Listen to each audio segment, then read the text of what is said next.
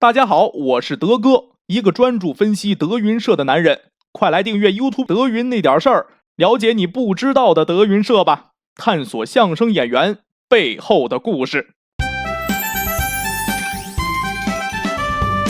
最近老秦新参加的消防真人秀可谓是爆火全网，老秦也从一开始部分场合的嬉笑习惯性接梗，到如今的逐渐适应，大家都能看得出来他在节目里的成长。不过呀，这成长归成长，傻气值呢是一分没掉。先是在一次开会上，突然向教官问道有没有字典，张延齐听后直接笑出了声，而教官则是一脸不可置信的样子。很显然，在场听到这话的人都懵了。报告教官，咱们这儿有字典吗？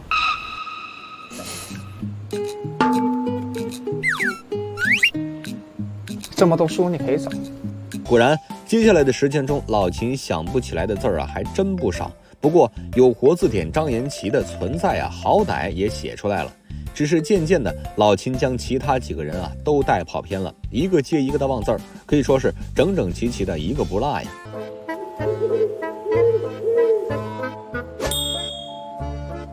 拖延怎么写？拖啊，对。那曾怎么写？曾经，就是争议的争。能怎么写？能。梯是咋写呀？多亏的亏咋写？上面一个灰，一个木头的木，一个就是争议的争。年的，年怎么写啊？年啊，一个米一个粘。那这不念粘吗？算了，不写了，记写了。后来，老秦在休息时好奇地询问教官有没有谈恋爱。一听这话，旁边神游的张家元立马回神，转头看向教官，那八卦的小眼神简直不要太明显。听完教官的话，老秦仿若醍醐灌顶般直呼有道理。旁边的张家元也是满脸赞同的样子，怀疑睡觉有打呼噜时，他斩钉截铁地表示不可能，我秦孝贤这一辈子也不可能打呼噜。随后表示打呼噜的可能是张家元，不可能，我秦孝贤这辈子也不会打呼噜，应该是张家元打的呼噜。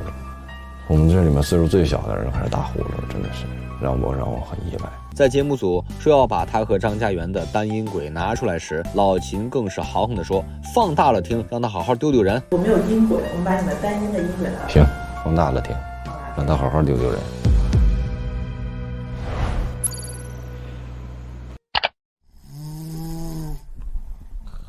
这下好了，全国都知道老秦睡觉打呼噜。不过还有好笑的一点就是，连张家元自己都觉得打呼噜的是自己。我是有的时候会打呼噜，我特别累的时候会打呼噜。说起打脸老秦对这儿并不陌生。早在之前的一次节目上，老秦自信地表示自己玩文字游戏什么的都特别好，夸自己逻辑思维极强，夸自己是智商担当。结果同样被打脸。我玩狼人杀特别好，逻辑思维极强。出去吃饭的时候可能会玩一些这种游戏，我能琢磨一顿饭都没琢磨明白。智力游戏我玩得很好。一开始觉得自己来这儿是智商担当逻辑思维什么方方面面的我就是这样的。来到以后我就觉得我就是过来搞笑。来这个节目呢，就是为了要证明我不是傻子。只能说老秦夸自己时多狠，打脸就多疼。不止如此在一次演出上，老秦的观众都说我喜欢蹦迪，你们有逮到过现行吗？你们都说我喜欢蹦迪其实还好是吧？你说你这中之令的，你们真的你们有贼着我，就我蹦迪的现行吗？也没有。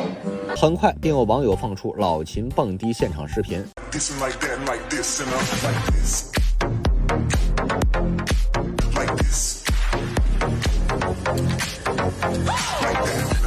这下老秦狡猾不了了吧？而且看过老秦演出的大多都知道他在小剧场演出上也没少蹦。先是和上九溪搭档表演黄鹤楼时，一听到熟悉的调瞬间跳了起来。再看到九溪跳的不对时，跳脚般的教九溪和他互动。主公上马他心不爽，山人八卦他秀内脏，将身且坐在中军帐，嘿，等候涿州一个战败。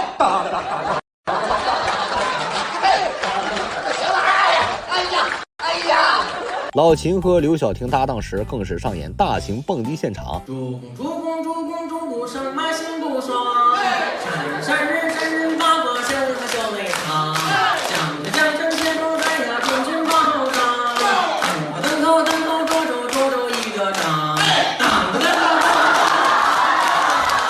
都说张云雷把那些蹦迪女孩拉过来喝茶听相声，秦霄贤则是又将那些姑娘们送了回去。不知道大家如何看待此事？我是德哥，咱们下期再见。